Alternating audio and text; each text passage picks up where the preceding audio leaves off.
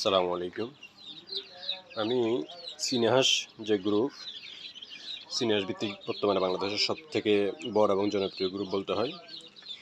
এই গ্রুপটাতে মডারেটর হিসেবে দায়িত্ব নেওয়ার পর আমার কাছে সবথেকে বেশি যে বিষয়টা নিয়ে আমার বোনেরা বিশেষ করে কল করেছেন, মেসেজ করেছেন, সেটা হচ্ছে হাঁসের বাচ্চা মারা যায়।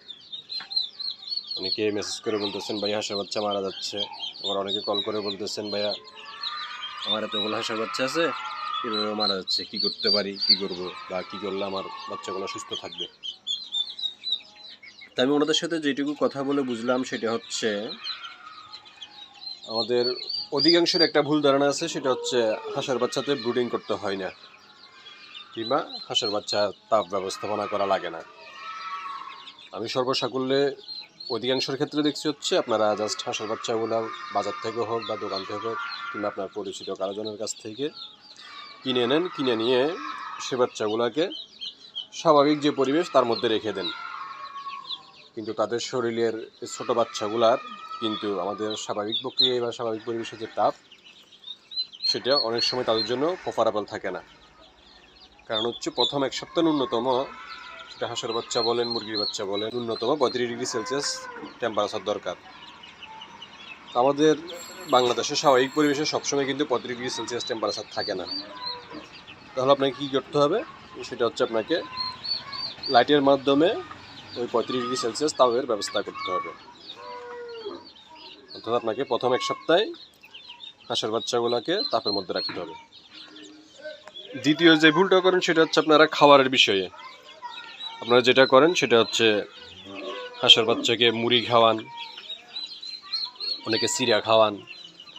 ভাই মুড়ি আসলে হাঁস মুরগির খাওয়ার না, মুরগিটা হচ্ছে কি মানুষের খাবার। ওই মানুষের খাবার হাঁসকে দিলে তো হবে না, আবার হাঁসের খাবার মানুষ তো কখনো খাবে না।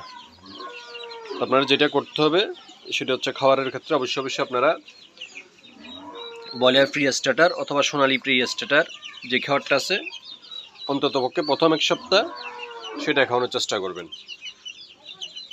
আপনারা দ্বিতীয় যে ভুলটা করেন সেটা হচ্ছে আমরা মনে করি কি হাঁস মানি হচ্ছে পানি। হ্যাঁ, হাঁসের সাথে পানির সাথে ভালো একটা সম্পর্ক আছে, ঠিক আছে, তবে সেটা একটা নির্দিষ্ট সময়ের পরে। হাঁসের বাচ্চা আমরা অনেকে আপনার 2-4 দিন পর পরেই হাঁসের বাচ্চাগুলোকে পানিতে দিয়ে দিই। ফলে যেটা হয় হাঁসগুলো আপনার গায়ে পানি মেখে সে পানিটা থেকে তাদের সর্দি লেগে যায়, ঠান্ডা লেগে যায় এবং অসুস্থ হয়। তো আপনারা এই ক্ষেত্রে যেটা করবেন আমি বলবো সেটা হচ্ছে অন্ততপক্ষে প্রথম ভ্যাকসিন, হাঁসের যে ডাক প্লেগ ভ্যাকসিনটা আছে সেই প্রথম ভ্যাকসিনটা দেওয়া পর্যন্ত হাঁসকে পানিতে দিবেন না। অর্থাৎ আপনাকে ন্যূনতম 21 দিন পর্যন্ত হাঁসের বাচ্চা পানিতে না দেওয়া উত্তম। এরপর আপনারা আরও যেটা করতে পারেন হাঁসের বাচ্চার ক্ষেত্রে সেটা হচ্ছে ব্রুডিংয়ে আমরা যে মেডিসিনগুলো নাভি শুকানোর জন্য ব্যবহার করি, সাধারণত আপনার অ্যামোক্সিসিলিন গ্রুপের যে মেডিসিনগুলো, এই মেডিসিনগুলো বাচ্চার প্রথম 7 দিনের মধ্যে অন্তপক্ষে 3 দিন চালাতে পারেন। সেটা আপনারা বর্তমানে অ্যামোক্সিসিলিনের মধ্যে মোক্সিলিন সিভি যে মেডিসিনটি আছে মেবি একমি কোম্পানির, এই মেডিসিনটা খুব ভালোভাবে কাজ করতেছে। আপনারা ব্রুডারে এই মেডিসিনটা ব্যবহার করতে পারেন। আপনারা লক্ষ্য করছেন হয়তো আমার এখানে কিন্তু এই জায়গাতে অনেকগুলো যে স্থান আছে, এখানে অল্প একটা বাচ্চা আছে, এখানে জায়গা আছে, যথেষ্ট পরিমাণ জায়গা আছে, তারপর আমরা কিন্তু বাচ্চা রাখছি কম। অর্থাৎ আমরা এখানে 4টা জায়গায় ব্রুডিং করছি।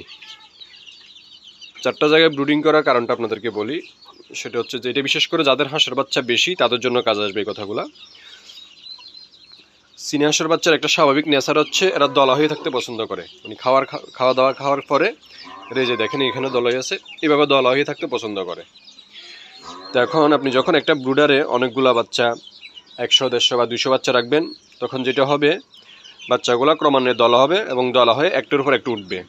তখন নিচের দিকে যে বাচ্চাগুলা সে বাচ্চাগুলা মারা যাওয়ার পসিবিলিটি থাকে। আমরা বাচ্চাগুলোকে সাইজ অনুসারে গ্রেডিং করে 4 ভাগে ভাগ করে 4টা ব্রুডারে রাখছি। আমরা এখানে কিছু বাচ্চা রাখছি, এটাতে কিছু রাখছি, এখানে সাদাগুলো আলাদা রাখছি। আবার এই জায়গায় যেটা করছি তুলনামূলক যে বাচ্চাগুলো একটু ছোটো ছিল ওই বাচ্চাগুলোকে এখানে রাখছি। তো এটা রাখার ফলে যেটা হচ্ছে যদি খাওয়ার পরে হাঁসের বাচ্চাগুলো একটু দলা হয় তাহলে যেটা হবে সেটা হচ্ছে ছোটো বাচ্চাগুলো এখানে আলাদা থাকার কারণে মর্টালিটির যে সম্ভাবনা সেটা অনেকাংশে কমে আসবে। চীনা বাচ্চার মর্টালিটি কমানোর জন্য এগুলো হচ্ছে মূল বিষয়। এর বাইরে আপনারা যদি হাঁসের বাচ্চা লালন পালন এবং ব্রুডিং ব্যবস্থাপনা নিয়ে বিস্তারিত জানতে চান, তো এগুলো নিয়ে আমার একটা পোস্ট করা আছে, যেখানে বিস্তারিত উল্লেখ করা আছে। লিঙ্কটি আমি কমেন্ট বক্সে উল্লেখ করে দিচ্ছি, আপনারা ওখান থেকে বিস্তারিত জেনে নিতে পারবেন। ধন্যবাদ। আসসালামু আলাইকুম।